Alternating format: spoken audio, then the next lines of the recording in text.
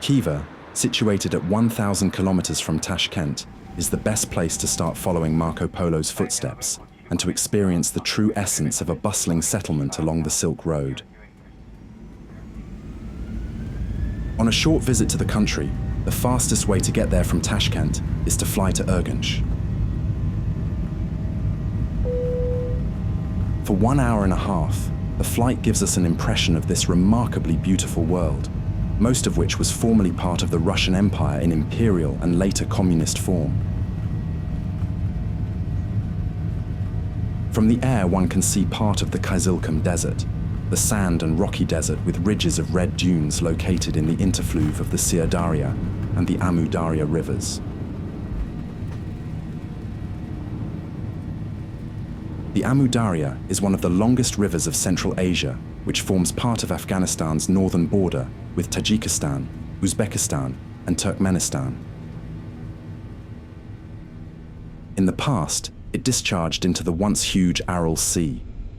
Today, it disappears into the desert, not seen from here, that remained after the diversion of the water for the cotton industry, one of the biggest environmental disasters in the world, perpetrated in the Soviet era.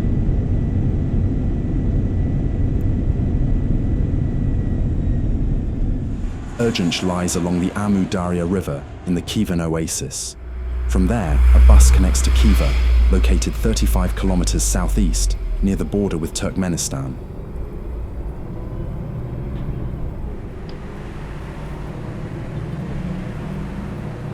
A mystical place, whose old city, known as Ichankala, a UNESCO World Heritage Site, is often described as a living museum.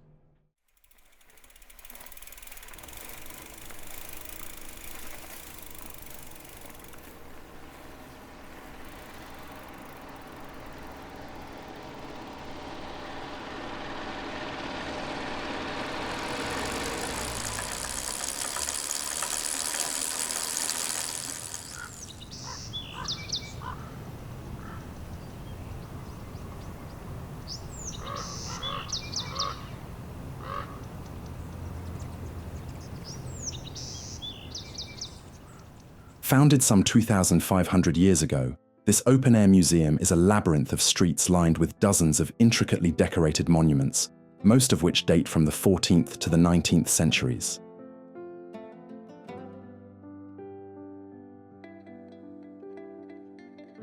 With its traditional dwellings and monuments, Ichankala stands as the largest remaining preserved walled city in Central Asia.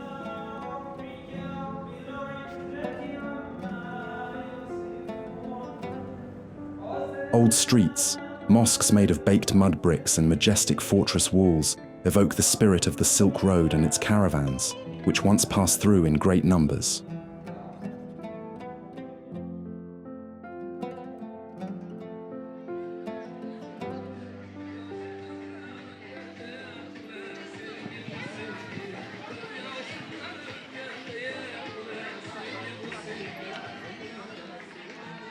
One of the main charms is its locals, people who have been living here for more than one generation, who love their land and above all, protect the legacy of their ancestors. And just like their ancestors, they greet travelers with a smile and an open heart.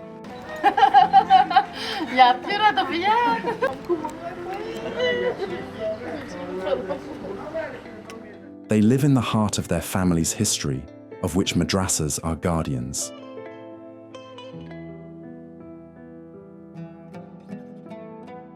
Committed to the education and spirituality in the old Islamic society, today, madrasas offer a fascinating glimpse into the region's Islamic history and culture for younger generations.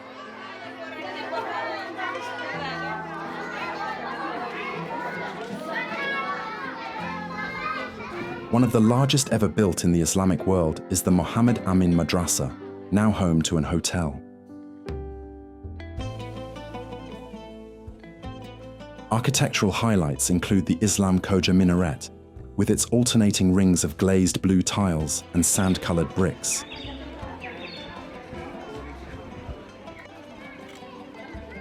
The minaret dominates its part of the city and concentrates around it thousands of domes and vaulted constructions.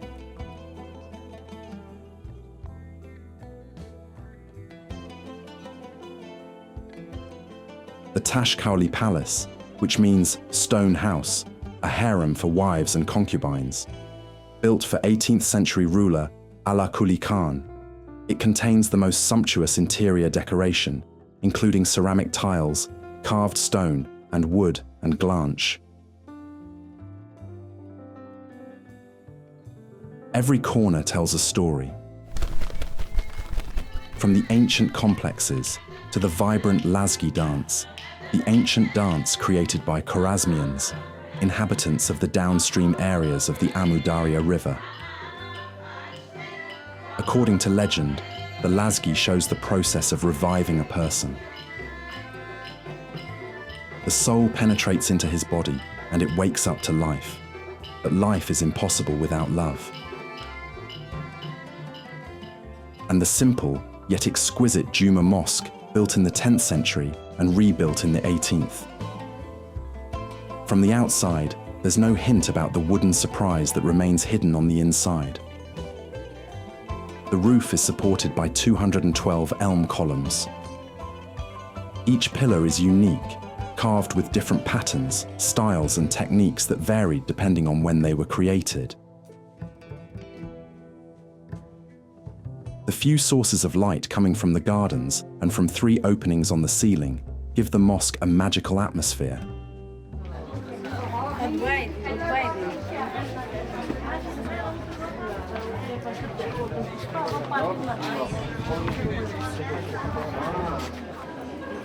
Babuci lana da camello, fantamana, mai ni babuci, €5.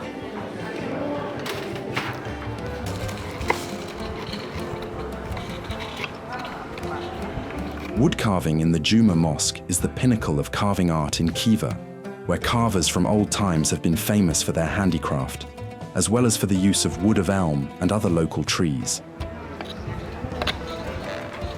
In the major outdoor places, we find woodcarvers sited on their chairs, head bent over the bench following the chiseling tortuous yet delicate lines that draw the traditional floral ornament.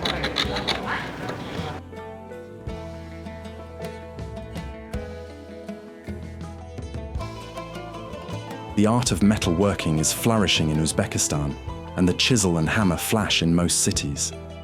But the less noticeable mastery of metal goods production also was one of the most common crafts of blacksmithing, copper and jewelry in Khiva.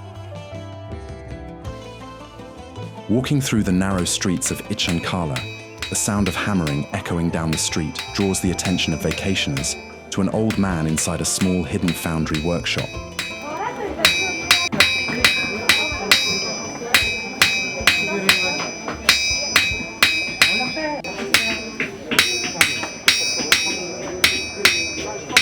Khiva, however, is more akin to a film set.